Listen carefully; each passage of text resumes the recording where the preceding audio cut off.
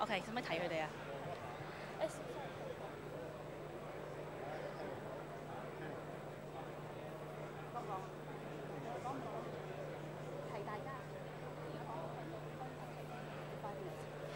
？Ladies and gentlemen, our event is about to begin. Please be seated and turn off the sound on your mobile devices. Please be reminded that no flash photography is allowed during the event except during designated photo-taking sessions. 各位來賓、傳媒朋友，大家好！我哋嘅活動即將開始，請各位就座同埋熄咗手提電話嘅響鬧裝置。亦同時提醒大家，為免影響活動流程，除咗大會指定嘅攝影環節之外，唔能夠用閃光燈影相。多謝合作。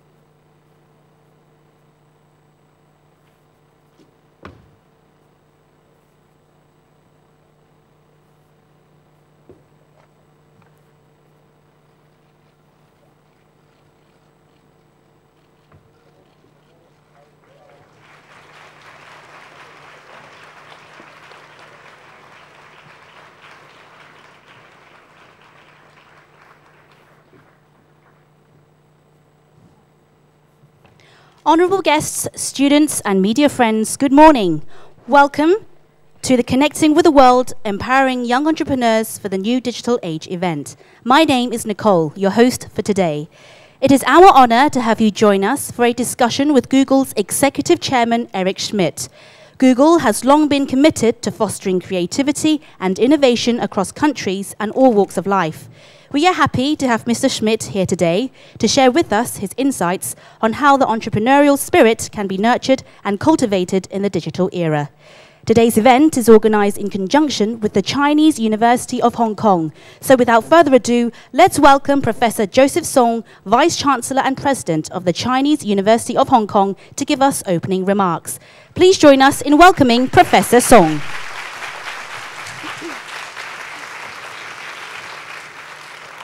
Mr. Eric Schmidt, distinguished guests, ladies and gentlemen. First of all, on behalf of the Chinese University, we'd like to give you a very warm welcome to our campus. And knowing that this is your first visit in CHK, we make an unplanned campus tour for you just now. Well, anyway, it is a great honor for us to be having you here. This is our 50th anniversary year as well. So it is very good to have such a innovative and inspiring persons to come to our campus to talk to our students about how should we connect to the world in the internet world. And the success story of Google is really more than just a legend, but really a miracle story that our students are eager to learn. You know that in this room we have several hundred people, but we also have an overflow room, which is also full. So I would not waste any of your time, but just to mention one more thing, and that is in our university, we also would like to promote entrepreneurship among our students. We would like to inspire our students. After they graduate, they really can take a calculated risk to do something innovative, to have a dream.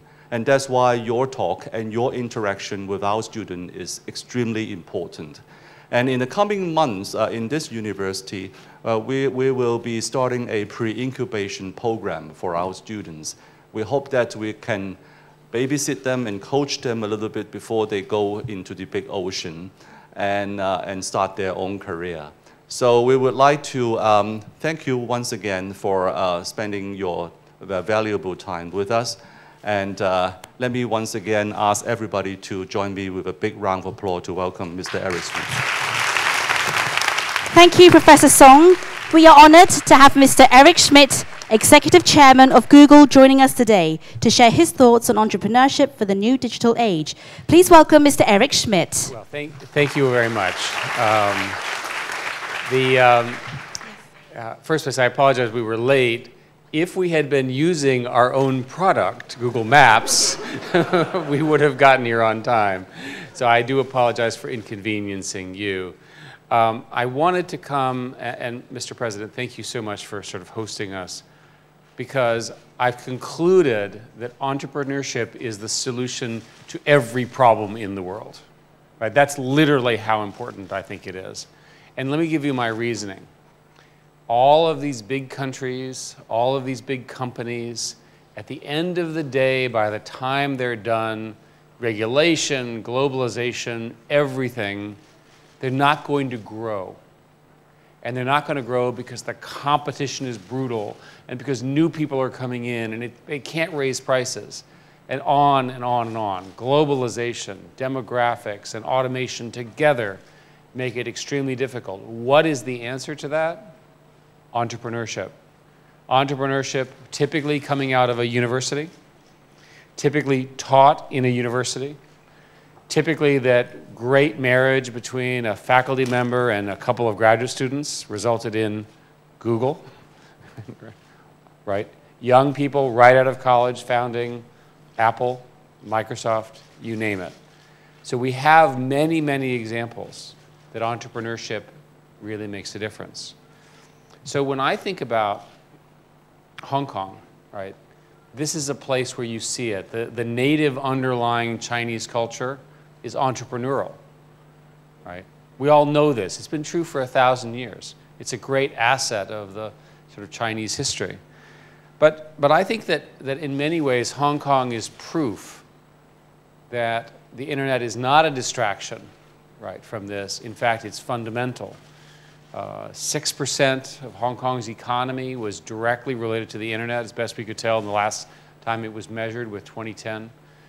Everybody here has their phones and their connectivity. You have excellent connectivity and an excellent place to do business. And think about a business. Is there a business left in Hong Kong that doesn't use the internet? If it is, it's going to be tiny and it's going to get smaller, because there's a business next to it that's using the internet. Something as simple as a website to sell a product of some kind or another. You know, we had an interesting, we had a small family business that sold dried seaweed, whose revenue went up by a factor of 5, right? Who knew, right, that was going to be the entrepreneurial company for 6 months, but it was. So as part of this, we want to participate in creating a better ecosystem for entrepreneurs. There's a myth that entrepreneurs work by themselves. There's a myth that somehow they sit in their apartment in one of these tall towers and they think about it by themselves. In fact, they are members of an ecosystem of people who help them. And it's never been cheaper, never, ever, ever been cheaper to start a company than today. Again, because this is an easy place to do business and because the internet makes it possible. So let me talk about the environment I'd like to see here. I'd like to see an environment where you have coaches and mentors. And by the way, you think that it doesn't matter? I had a coach when I started at Google, and I was already an established executive. That coach, whose name is Bill Campbell, helped me enormously in navigating the problems of growth. I credit him with the success of the company. I think this university, the programs we're working on now, can create those coaches. And then another generation of young people going off to create their dreams will have that. The interesting thing is that there's this whole old adage of, think global, act local, is essentially now gone. That you not only do you have to operate locally, but you have to operate globally at the same time. It's an interesting problem. So I was thinking about it. Here we are, we're in Hong Kong. What is Hong Kong going to be over 50 years? It's going to be the gateway to China. By the way, it has been for the last 50 years. This is not a new insight, by the way. So what will happen is that the entrepreneurs from here will never do something just for Hong Kong, but they'll do everything for Greater China. And under this new model, they'll serve India and Indonesia and the Philippines and Southeast Asia and all of that, and maybe even Japan, and maybe even Korea. So in this program that we're announcing, what we're trying to do is identify people who are entrepreneurial and send them to learn, right? To have mentors and to learn, to be Silicon Valley entrepreneurs, to learn from what we've done. You know, it's interesting that serendipity is very strange. When I started at Google, I shared an office, as everyone does. I was the CEO. It's unusual. Imagine the typical Hong Kong structure. Would you do that? But it worked. And my office mate, whose name was Amit, I found out was in charge of planning all the revenue for the company. It's a small company. The serendipity of that meant that I, as the CEO, knew exactly what was going on in our business every minute because he was sitting right next to me. That's what entrepreneurship is about. Instead of having the big office and the planned staff, you sit next to, in this case, a young programmer, right, who could do it. It's a different model than the traditional corporate models that you're describing. So, you know, to me, being a programmer, which is what I am, and an entrepreneur, which is what I've always wanted to be, are the two most exciting things that you can do. Programmers think in terms of scale and impact, and entrepreneurs think about what is possible, not what is not possible. Right? They're dreamers, they are visionaries. We need more of them. This is literally the first event that I will have done with respect to Google to try to promote entrepreneurship directly with a university. I cannot think of a better opportunity in a culture which I understand is natively entrepreneurial, right? You have this groundswell of very smart people, right? Because of all of the history and culture here to really do it. What I'd like to do is I'd like to actually finish by inviting a couple more people up on stage. And I've been given their names, I don't know, but I'm not sure. So it's Professor Sung and Professor Ao. All right, so you guys want to come on up? Yes. Come on up. And maybe what we can do is and you're actually in charge, right? Of the Center for Entrepreneurship. So do you agree with what I said or not? Oh, yeah. Yeah, here's the mic. Right. I would love to promote entrepreneurship and train up more what we call T-shaped students, so that they will know programming and they also see possibilities to explore and also build new businesses. Good. So you will be their mentor? I'll try. What are you going to say to them?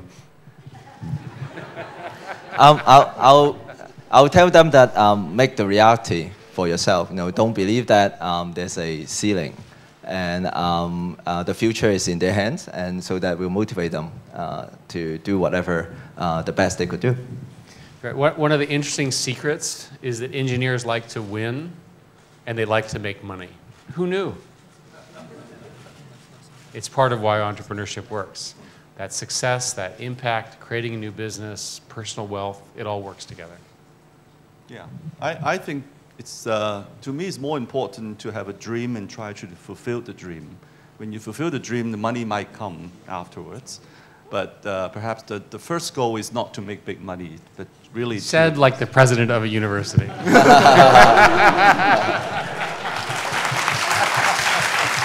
Thank you, Mr. Schmidt, Professor Song and Professor Ao. Please remain on stage for a photo-taking session to celebrate this important moment for all creators and innovators in Hong Kong.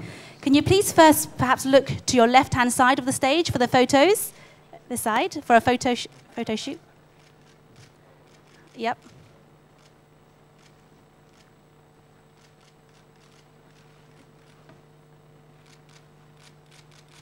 Okay, and then now face the middle section of the stage. Thank you.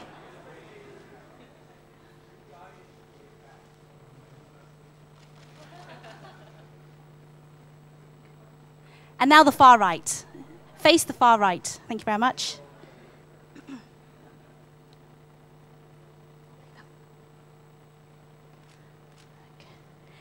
Thank you, everyone. May Mr. Schmidt, Professor Sung, and Professor Au please be seated. Can media representatives please also take your seats? I'm sure the new collaboration will excite and empower many of the city's brightest minds. To discuss how Google's creative culture can help to advance the startup community in Hong Kong, we're happy to have several outstanding students and young entrepreneurs join in a conversation with Mr. Schmidt on stage. The panel session on innovation and entrepreneurship will be moderated by Lorraine Han. It is our pleasure to have her join us today. There will be a photo session after the panel, so please be reminded that no flash photography is allowed during the discussion. Let's welcome Lorraine Han. Good morning, or shall I say good afternoon. I'm very happy to be here to moderate what will be a fairly short session with Eric Schmidt, and welcome him again to Hong Kong. I'd like to introduce some of the budding entrepreneurs that we have here. There's 4 of them. One actually is an entrepreneur. First up, Mr. Stark Chan. He is 24, a young inventor, born and raised right here in Hong Kong. At the age of 17, he was one of the only people to be accepted by the university prior to finishing public exams. Upon graduation, his first tech startup focused on developing mobile apps. Welcome. Our next panelist is Kevin Chan. He's 28. God, I sound like I'm introducing some beauty pageant. Anyway, he's 28. Entrepreneur, the only one on the panel in Hong Kong, started his first company about 10 years ago. And in 2009, he set up his 3rd company and recently developed the early wildfire detection network, which is now used around the world. Welcome. Next up, Melody Mew. I won't tell you how old she is. Is currently pursuing her Master of Arts in the Chinese University in Hong Kong. She is passionate in researching the effectiveness of various online media platforms in promoting arts in Asia. She's planning to kick off her own startup in the very near future. Welcome. And finally, Mr. Starry Chan. He is 23. He's a founder of Lido Technology, which launched the Safe Arrival School Bus to monitor the traveling status of students who travel daily between Shenzhen and Hong Kong. His innovative business has won him fans and recognition in Hong Kong. Welcome. Thank you. And of course, Eric Schmidt, if I could invite you back on. Thank you so very much. I guess I'd kick off with the first question, if I may, and that is, when we talk about innovation, especially among the young, there is that very common element we like to call fear. Fear of failure. How do you get around something like that? Well, I would say it's incredibly important that each of you be allowed to fail, right? And through failure, you learn more in many ways from failure than you do from success, because it's harder. You know, you have to own it. You have to deal with it. If it's easy, right, you never really learn how to make the hard decisions. When I worked at Sun, things were pretty easy. It was a well-run company. I went to a company called Novell that had a lot of problems. Then I learned how hard it was to run a company well. So I learned.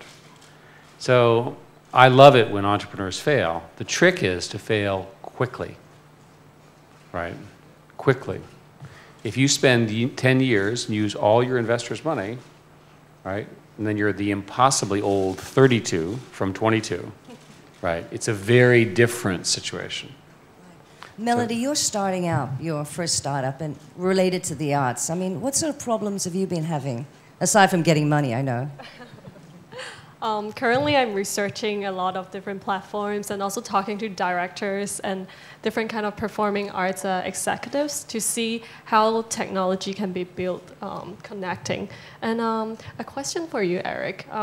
I feel like personal connection is crucial in connecting the arts and technology together. And a lot of startups sometimes fail because they don't address personal connection like seriously. So what's your take on that? The area of the arts and the markets of that has not been solved yet in the internet. The markets are still inefficient. They don't have full reach. So I think it's a very wide open area.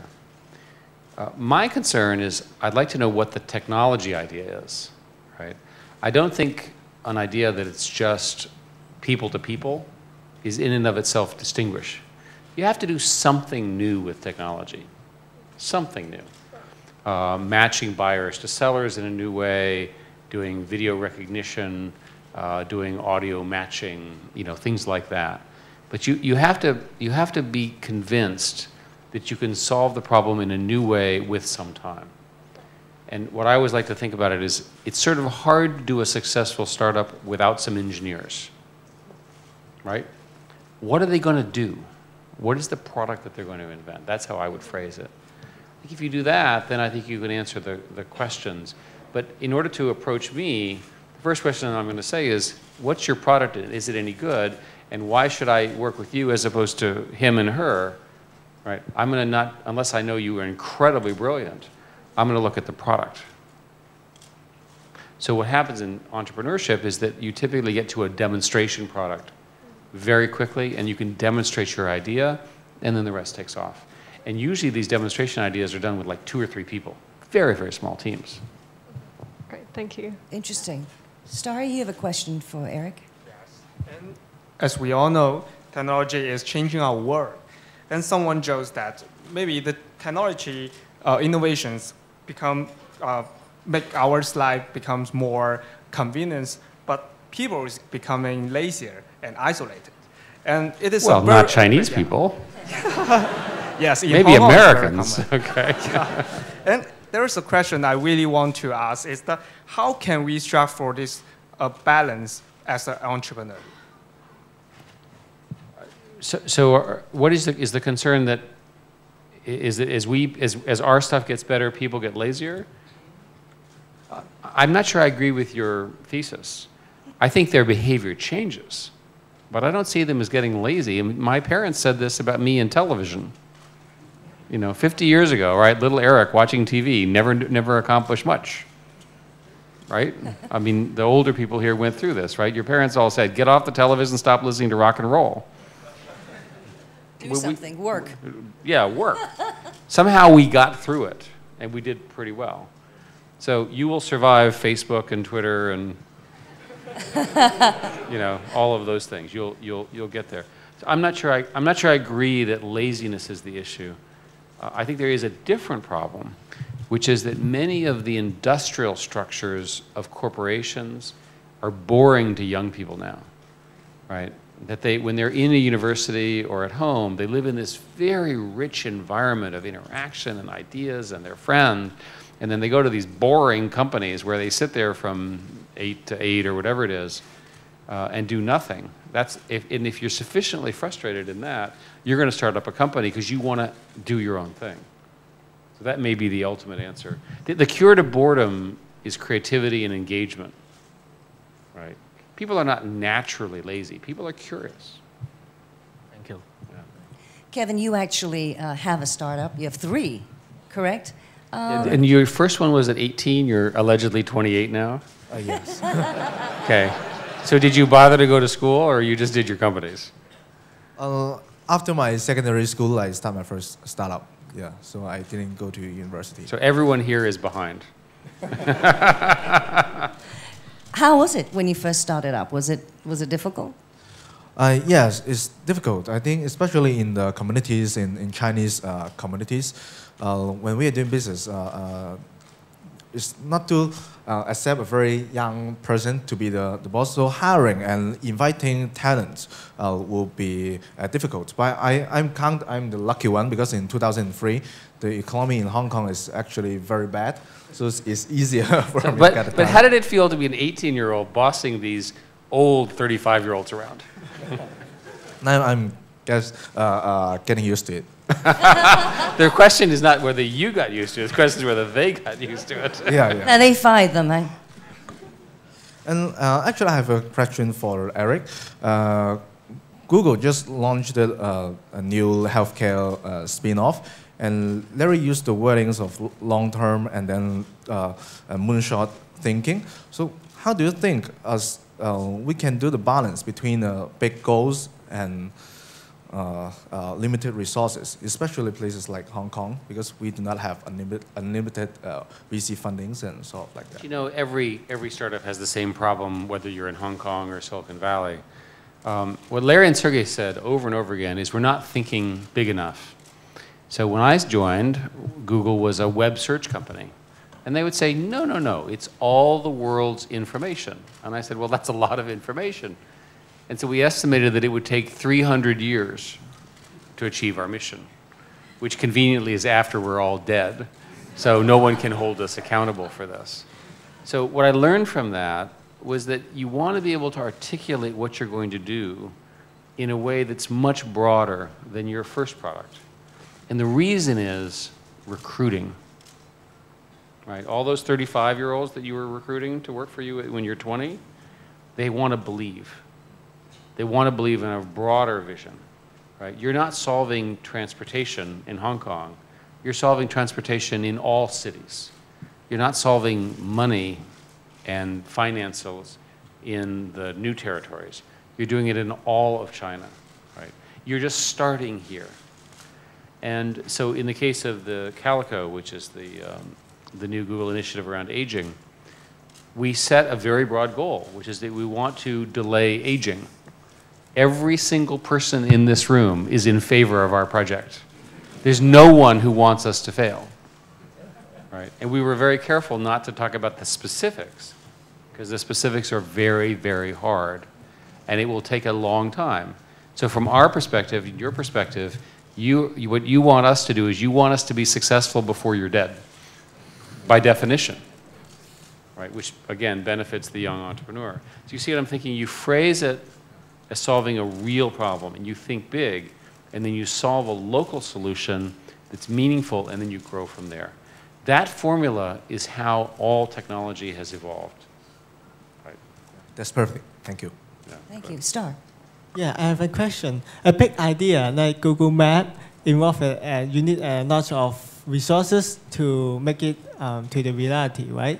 Can you advise to the young entrepreneurs how to overcome those challenges and attract investment?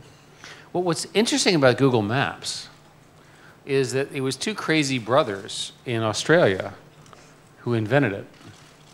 Why Australia? I have no idea. One of them was living in the Netherlands, and they were commuting, and they had some complicated story, and they invented this thing, and they managed to get a little bit of funding and a few people, and so we bought their company of 5 people, and I wasn't really paying attention, and I figured that we could build it out and make it nicer and so forth, and we could license software, and we could license the technology. So then someone comes along and says, maybe what we could do is make our own map. Right? Well, how do you make your own map? You launch your own satellite. Well, we can't afford that. So we'll borrow someone else's satellite, which you can do, and we'll put that in the maps. Okay? Then someone else came along and said, I have a company, and I want to fly airplanes to take pictures. And I said, we already have satellites. And they go, but the satellite resolution by law, under a US law, cannot be better than 0.6 of a meter. There's a complicated set of reasons. But from an airplane, you can get very high resolution maps. So we bought some airplanes. I said, I want to fly them. I want to see that they're real. So you see how it starts with 2 random guys in Australia, very clever. We had no idea. Eventually, it costs us hundreds of millions of dollars. And I'm sitting there thinking, why do I have to spend all this money? And they said, because it's good for the world. And indeed, Maps has been a huge success for Google. And at one point, somebody suggested maybe we should make some money from Maps.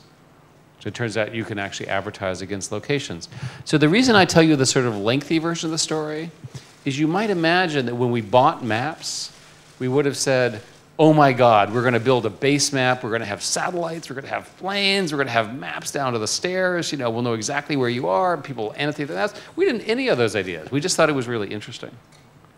And I think the serendipity that I'm describing, where things just happen, are much more likely to occur.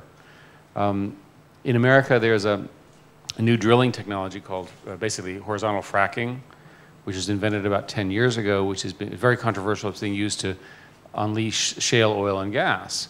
Now, they didn't start saying, we want to sort of allow for energy independence, change the economics, screw the Arabs, change oil prices, and so forth. They were just trying to figure out a way to solve the problem of going horizontally rather than straight down when they were drilling.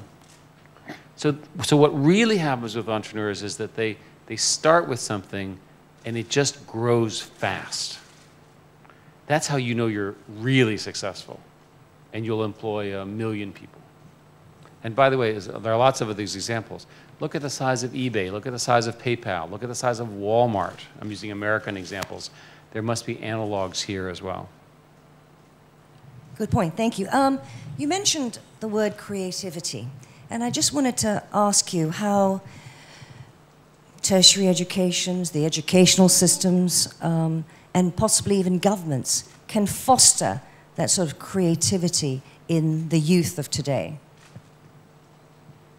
You know, the educational system is even more important, right? Think about, and again, the sort of history here is one of very well-educated people, so I say that with great respect. You just want all the people you're dealing with to be better educated. It's just always better. There are no examples, in my view, where having a dumb person across the street, somebody who can't think straight, who can't do symbolic reasoning, can't deal with debate, can't engage in critical thinking, who's just saying, "Bum," you know, whatever. It's always it's always bad. So I think what universities do particularly well is they allow people to think out of the box, but more importantly, they think in a context, right? Critical thinking, new ideas, rather than rote memorization. The history of the world is most people were just told what to believe, and the memorization was rote. None of those people will be successful in the new digital age. They're not going to be, because they won't have the skills.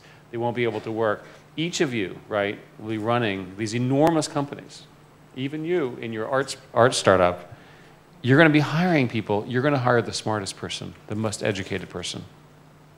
And is that the kind of people you're looking for at Google? Of course. Of course.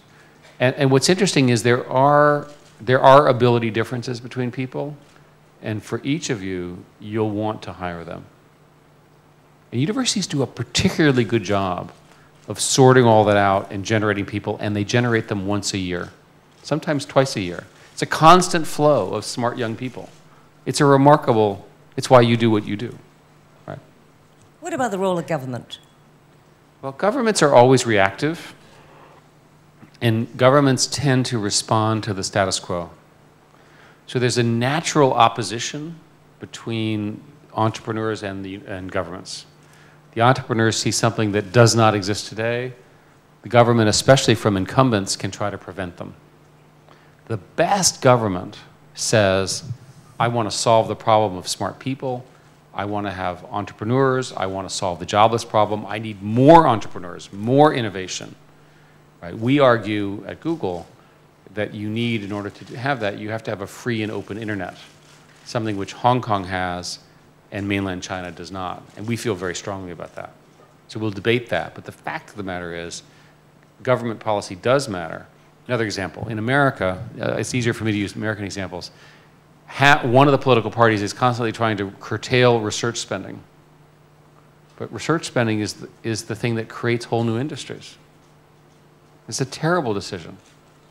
One of the things that governments can do is they can fund universities to do research, to discover new cures for cancer, right? New metals for metallurgy, better energy sources, lighter cars, right? These are not business people. They want to do research. They want to do it in the university. So when I was a graduate student, we didn't have any money. I was a graduate student supported by a research grant at a university. And I lived, you know, in a hovel, you know, and ate hamburgers. It was okay. I survived. You know what they say about grants and university loans these days? Hard to pay them off. But again, that's a mispricing of assets. The asset of government is the citizens and their creativity, not the factories, not the roads, not all the inbuilt infrastructure. It's the human capital. Universities, by the way, job is to do human capital. Your constraint, each one of you, is going to be the quality of the people that work with you. It's not going to be anything else. Would you agree, Kevin, with the people you have working under you or for you or with you? Yes, sure. And I would like to follow up with that with a question is, for a startup like us, when would be the best time to have our CEO, or how a startup like us can attract CEO on board, like perfect like you? Well, You offering him a job? Are you the CEO now? Yes. No. Are you happy being CEO? I think I need more and more because the business is growing fast. I think I'm not enough to fulfill the job that gave me. So I would like to have more people to. Okay, join. so you're doing well, your business is growing fast, and you think you're not doing enough. Typical entrepreneur, right? Hungry, right? See, my attitude would be different. I would get some advisors, but I would try to be CEO if you can do it, because you have a unique skill of seeing things. That's why you're an entrepreneur. If you think about it, Larry and Sergey and I worked as a team, but the company was founded by them. Larry is now the CEO, right? And we work collaboratively. I help him and he helps me. It takes more than one person to build a great company. Stock? I have a question. Would you consider to setting up a incubator or some environment to support Hong Kong technology startup? We've actually been thinking about how to do this. It'd be great if we could. One of the criticisms I would offer of Hong Kong is you don't have a big enough software industry, right? You have many other good industries, right? So all good things, but your lack of software, computer science startups, the sort of hardcore systems things will hurt you, right, in terms of your global ambitions. And you don't want to be just a services sort of region, whatever we want to call Hong Kong these days. You want to be more than that. So we'd like to find out some way to do that. And even if we don't do it, I'm sure others will.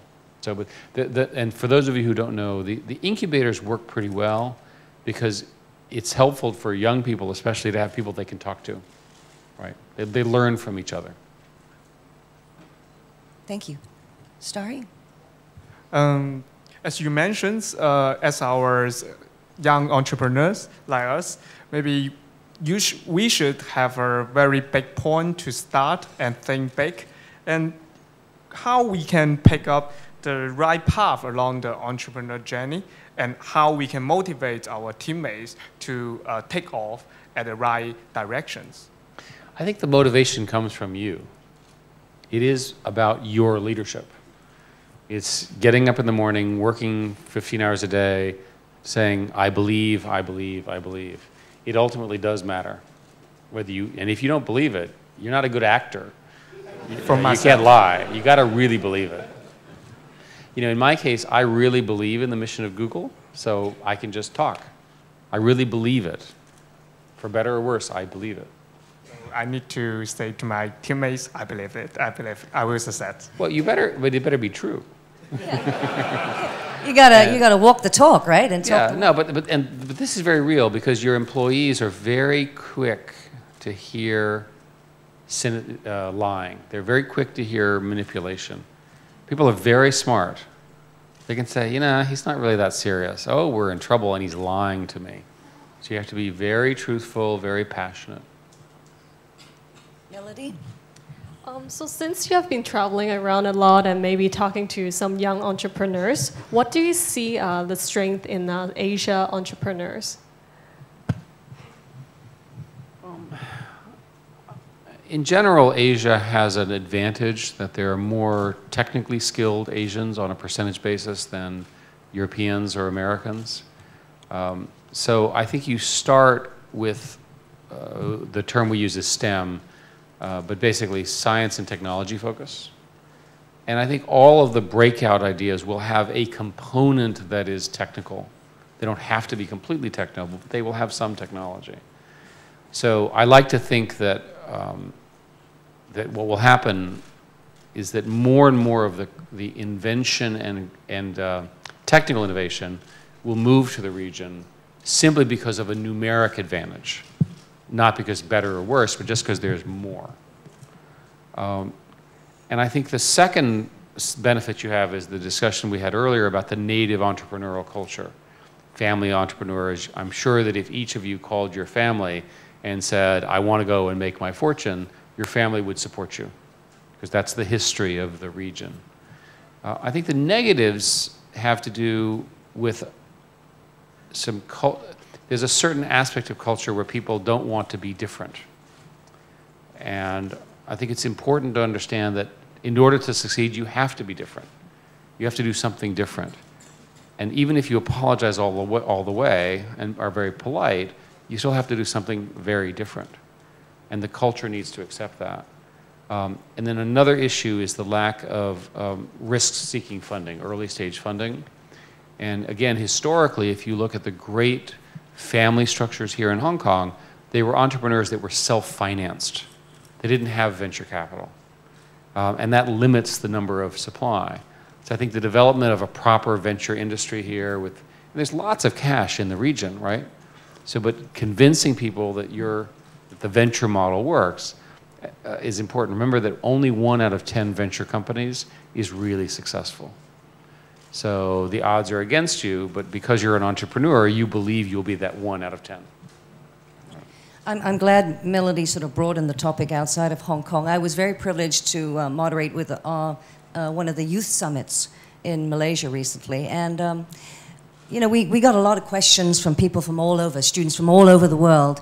And there was one student coming from, well, I wouldn't say Asia, but Nigeria in Africa. And he raised a very good question, and that is, what do you tell somebody who has a brilliant idea, who's got the people to work with, but he can't sell that idea because the place he's living in, they don't even have water to drink, they don't have clothes. How do you sell that idea? How do you make them go? How do you help these young people? Do you know what I mean? I do, and I think that having just been to Nigeria, I have an opinion about this. First place, there is a small number of people in Nigeria who have all the money and they have plenty of water. So if you're in the wrong country, and especially with a government that's unstable, where there's bribery and so forth, it makes it very difficult to operate. Asia, a fair number of the countries are reported to have significant corruption issues. That corruption really becomes a damper on innovation. The only way I know to solve that is with transparency and better governance, which hopefully is the goal of all of these people. So I think that, unfortunately, in the case of your Nigerian friend, if he goes back to Nigeria, he's going to have to work on the problems that the country faces now. If he wants to work on the kind of problems we're talking about, he'll probably have to relocate somewhere else, like Hong Kong. Right. Of course, you recently went to North Korea and to Myanmar. And from what I read, you were trying to promote a sort of an open, free internet. What was the response? I mean, have they gotten back to you at all? Well, the phones don't work, so they can't call back. You mean they didn't try to Gmail you or something? Well, actually, there's an interesting story about Burma that in 2004, the Burmese military banned the use of email. And in the law, they banned the email systems by name: Hotmail, AOL, Yahoo Mail.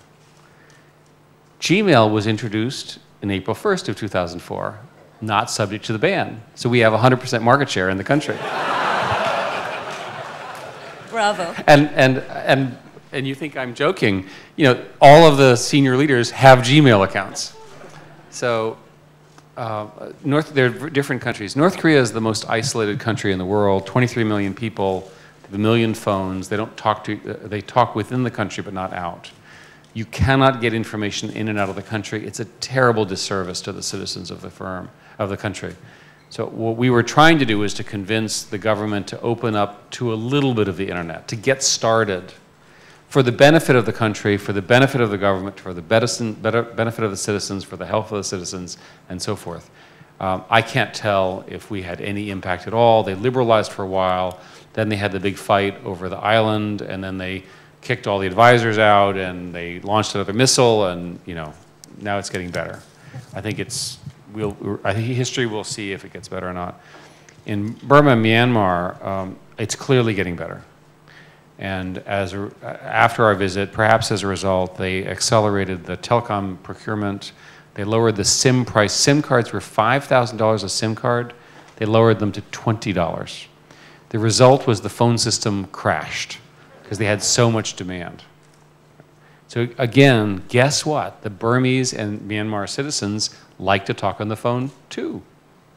Big surprise, same as us.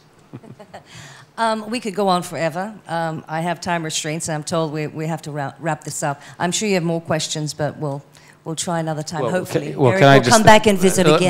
By the way, what I like about this is we've got some serious investing targets here. Yeah. Right? You interested? I am. Future Hong Kong billionaires. Right? All right. You better be nice to them. Right. You're going to work for them. Thank you so very much, Eric. Appreciate that. Thank you. Just a very quick photo op, if we might, with the panelists. And we've got to do that left, right, center thing again. Right? Okay. Thank you. So perhaps we just, can you face the left-hand side first for a quick photo? In a straight line. Could you stand forward? Come forward a bit more. Okay, and stand in the middle of the stage. Eric, can you...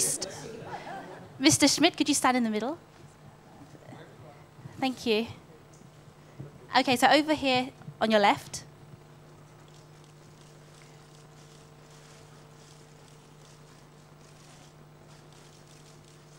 And now to your middle.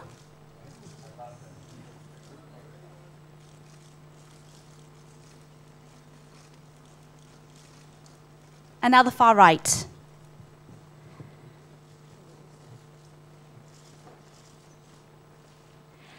Thank you, Mr. Schmidt, Lorraine, and all our panelists for the inspiring discussion on what it takes to become a successful entrepreneur in the digital age. Please be seated.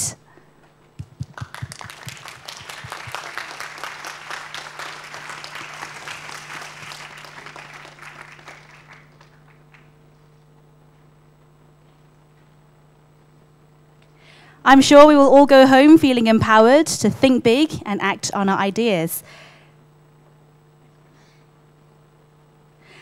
Ladies and gentlemen, thank you so much again for joining our event, Connecting with the World, Empowering Young Entrepreneurs for the New Digital Age. We look forward to a prosperous future for Hong Kong creators and entrepreneurs under the new Google and CUHK collaboration. We hope that it will play a part in creating a sustainable entrepreneurship ecosystem in Hong Kong and encourage everyone to innovate, dream big, and connect with the rest of the world. Thanks again and have a great day.